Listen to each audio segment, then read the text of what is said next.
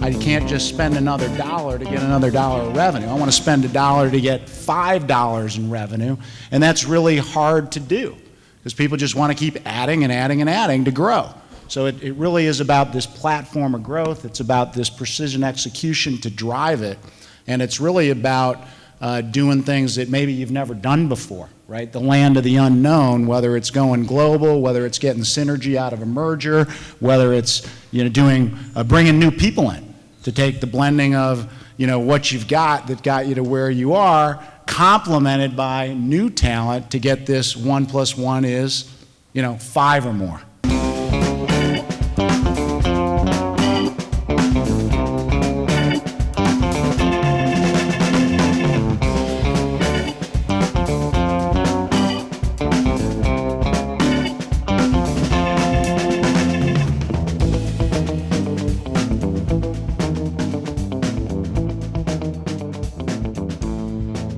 Having the right people is key. What my recent experience is also having the right structure. As you grow a company, you just, add good people or add another position. But at some point you also have to step back, and often with external advisors as well, who can really take a fresh look at your business and say, okay, do we really have the optimal org structure to scale? People that get you from 0 to 1 or get that flywheel started, right? That's really hard. It takes a lot of creativity, takes a lot of innovation. But the people that want to add process are often different people. And so we take a conscious effort to that. I look at, we use Myers-Briggs, we use colors, we kind of figure out who likes to do the process, who likes to start a list and finish a list, who doesn't, and try and find the right roles and hire that diversity. But I think to go and take the existing team, if you're a team of 10 and say now it's processes, we get to 15, you're going to struggle. You talk about the people that love the creativity and the people that love the process, and then you've got to find the fit between those people so they can actually work together and accomplish something, because I think that can be a big challenge as well when you're scaling up and you're trying to find a team, not just people. And I think sometimes people forget about that, and it's really important to keep that in mind. And I think as you scale, the fit becomes as important as the skill set and the experience and all the rest of it.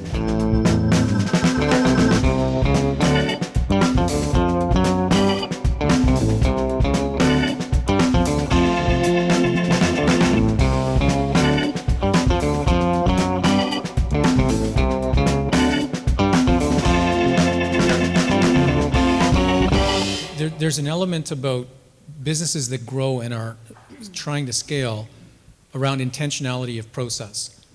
I think a lot of businesses inadvertently allow processes just to evolve. They happen, and they happen unintentionally, and they become like barnacles on a boat.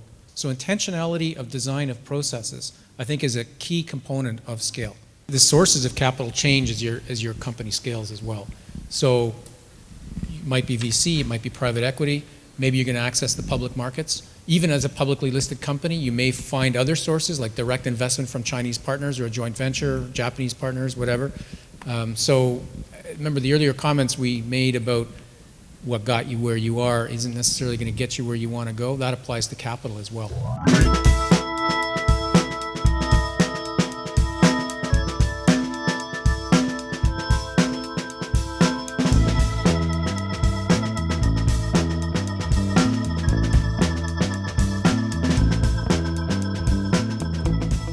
You can't execute without having a strategy, right? Then you can't even keep people accountable without having a strategy. So I think it's mission one, especially as you're trying to, thread the needle of a marketplace that's changing a mile a minute. The strategy changes, right? You have to keep kind of x-raying your business, look at how you're going to make to that your next step. But I think the thing that doesn't change, and there's two of them really that don't change much, it's the why. Why are you doing this? And I think people miss that sometimes. And so you got to nail that. You have to nail it early on. That can't waver actually at all, really, if you're unless it's a complete reboot. And the other one is culture, and the strategy. Culture eats strategy for breakfast. I do believe it. That doesn't mean you can't have strategy, but I do think looking at your culture, saying, okay, how does this strategy match with our culture? And this culture tie-in piece, inextricable linkage to the strategy applies then also to the acquisitions you do and the partnerships you do. Because it's linked to strategy, but if that cultural fit isn't there, if you need to operate in a seamless way with a partner, or if you're bringing in a new capability and that culture can't flourish in your culture, that's going to be the thing that destroys it.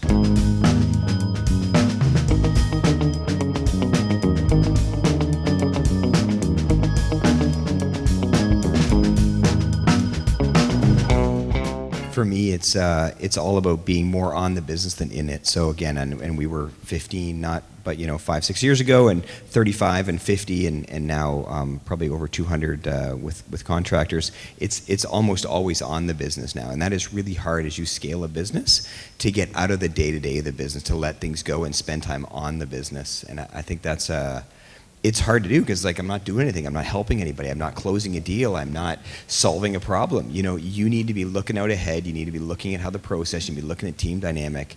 It's a whole different set of talents to be on the business versus in, and every major inflection point that has a whole new definition of on versus in, right? So I think that's a big part of it. I have a sticky note on my monitor at work that says big fish, just so that I always remember, what are the big fish that I'm really supposed to be working on and thinking about? Because between emails and people coming into your office and new projects and people putting meetings on your calendar, you can really forget what it is you're supposed to be working on, and you can get too much into the weeds. So I think that's a really important point, is thinking the difference between thinking at the strategy level and being in the day-to-day.